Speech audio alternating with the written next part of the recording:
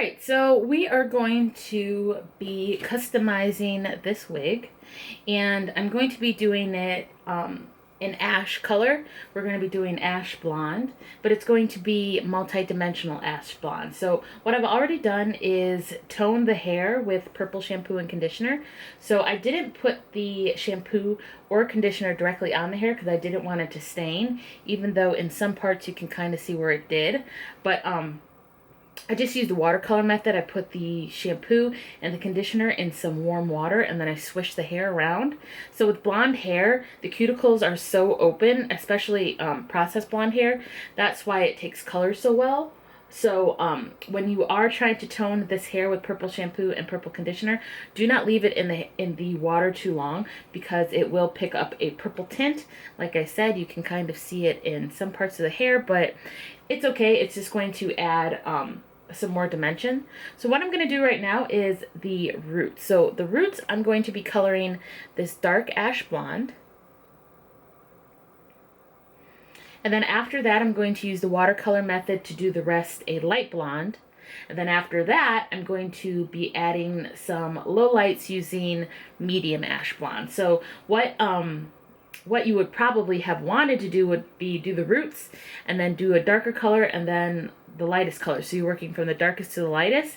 I'm going all out of order because I think it'll work better for this wig. So I'm first going to be doing the roots, and then I'm going to do the lightest color on the body of the hair, and then I'm going to go in and add, like I said, streaks of medium ash blonde just to give it a little bit more dimension. But let's just get started. I'm using all Revlon box dye to do this. And I got this idea from Sophiology here on YouTube.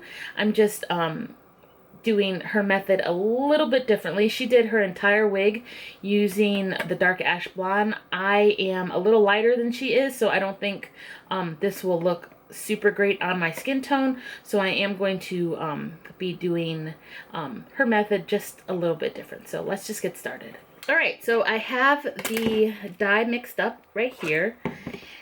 And I first put it in the containers that the dye comes in, and then I shook it, and then I just transferred it to this big container so it's easier to apply. I'm just going to be using a application brush to do this. And you can buy these at Sally's. They come in various sizes. This is just the one I have. So I'm going to start from the bottom.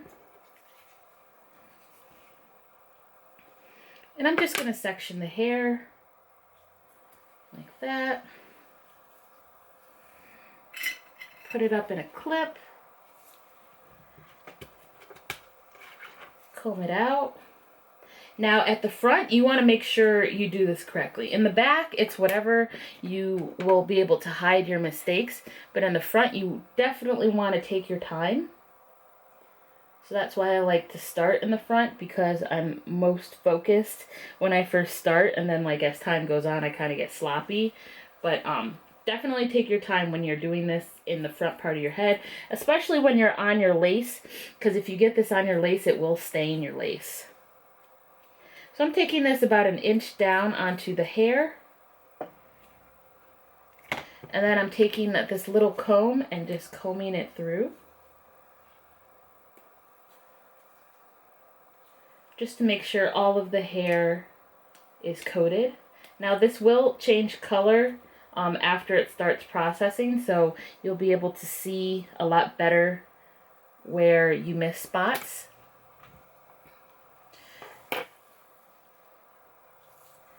Going through the second section.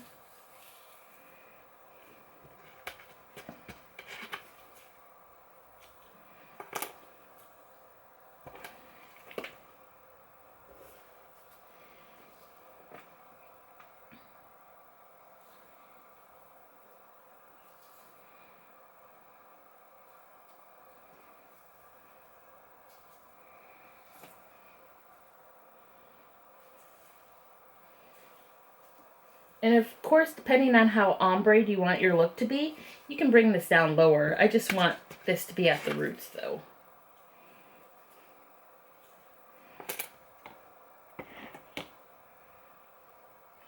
And I did mix up 2 boxes of that permanent dye. Because I'd rather have too much than too little. And those box dyes are super cheap, so it's not like I'm wasting a whole bunch of money if I don't use it all.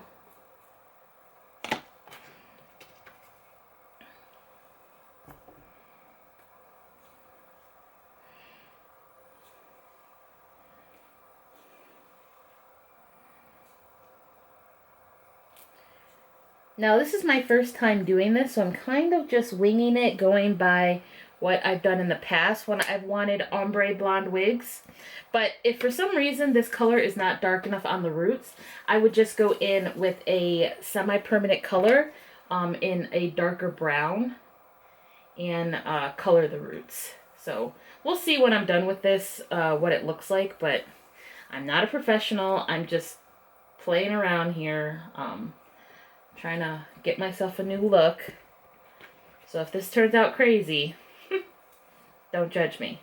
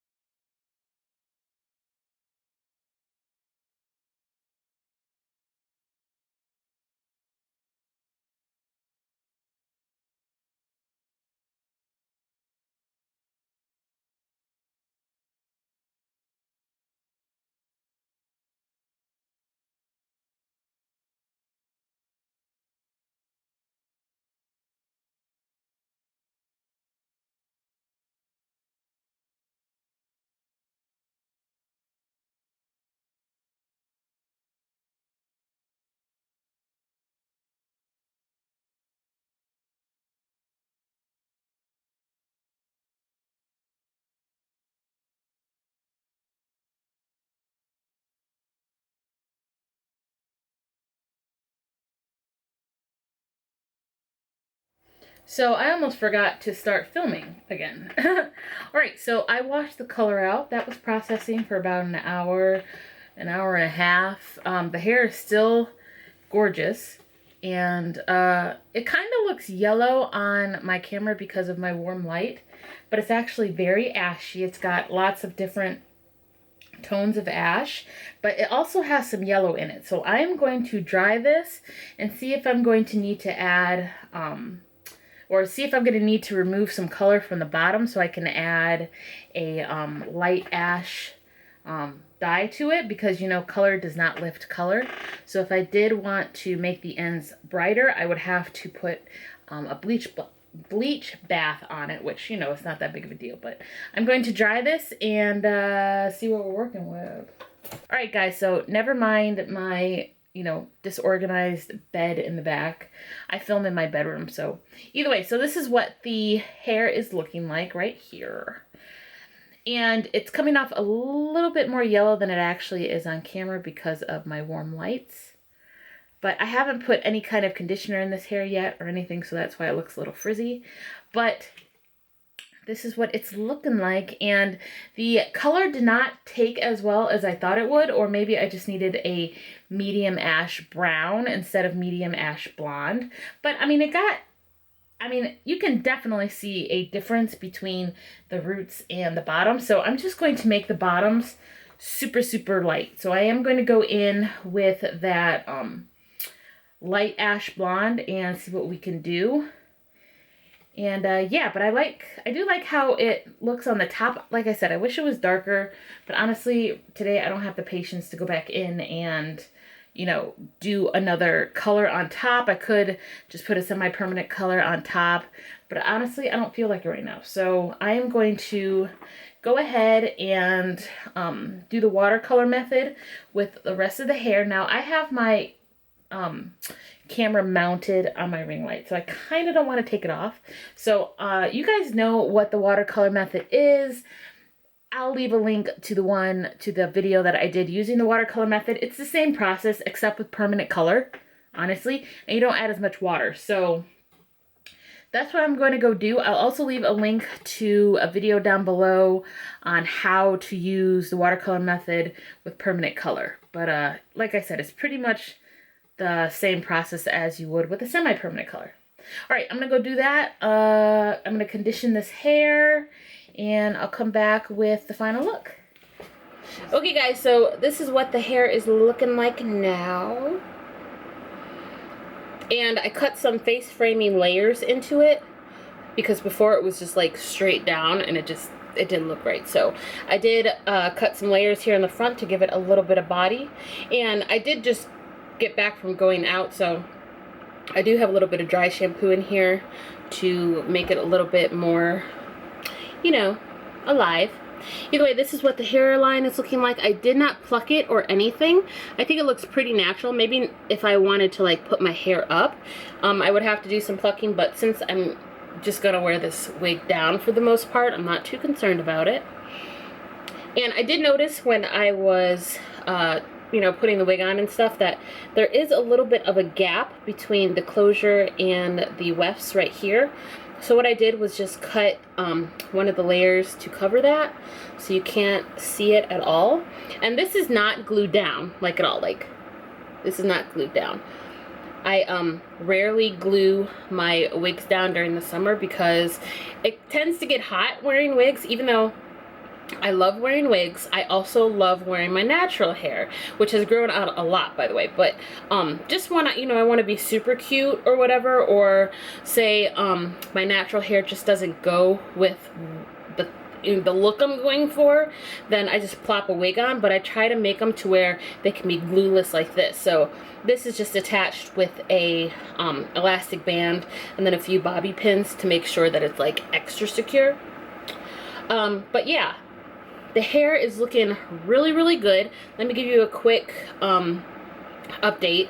So the closure had been shedding a lot. I think I mentioned in the earlier part of this video that the knots were really loose and that the hair was coming out. So it has been shedding a lot, or it had been shedding a lot, not so much anymore, but the more friction that you have on your between your head and your lace, it will cause the knots to loosen, and it's kind of frustrating because it's kind of inevitable.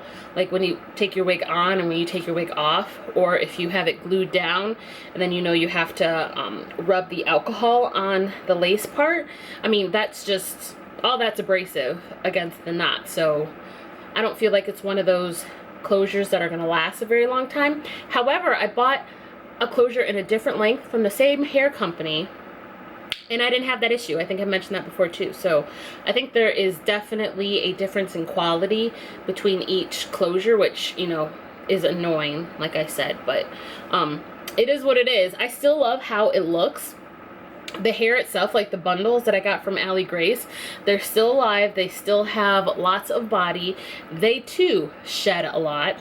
Overall, this wig just sheds. I mean, it's not like, you know, you're going to be leaving clumps of hair anywhere, but if you are wearing dark clothes, you're going to notice that you have light hair on your dark clothes. So I personally don't care because, you know, I love the look. I love this look.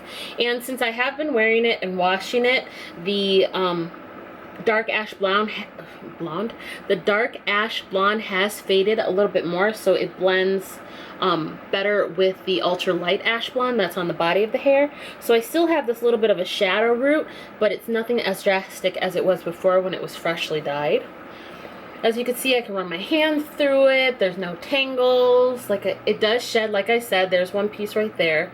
It does shed, but Overall, I would give both the closure and this hair a B, just a solid B.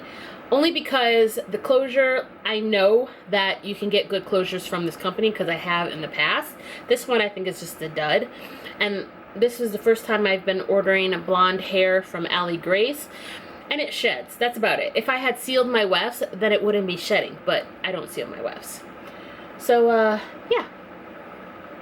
And if you guys are curious about this makeup look, I did not film it. Sorry. But I will be having new content up. Complexion content for the most part, because I'm trying to get that perfect summer complexion. And I do have a few new products that I've been using. And my skin is snatched right now. Like, it looks perfect. And I'm pretty sure I know what did it. So I'll be showing that in a future video. But yeah, this particular look I did not film. So yeah. Anyway guys, if you enjoyed this video, then please give me a big thumbs up and press the subscribe button down in the description box so you don't miss any more content from me. And if you have any additional questions about this hair, feel free to leave them down in the comment section and I will try to answer them. And if I can't answer them, then I will ask the company and they will give me the answer, and then, you know, or you could just ask them yourself, whatever. But if you do have any questions, like about how it's been wearing, because I have had this hair for a good 3 weeks. I don't film my videos consecutively. There is a large span of time sometimes between my videos, so yeah. Anyway, if you want to know how it's been wearing and all that jazz, just leave it down below in the comment section and I will be sure to answer you. Anyway guys, I will see you in the next one. Bye!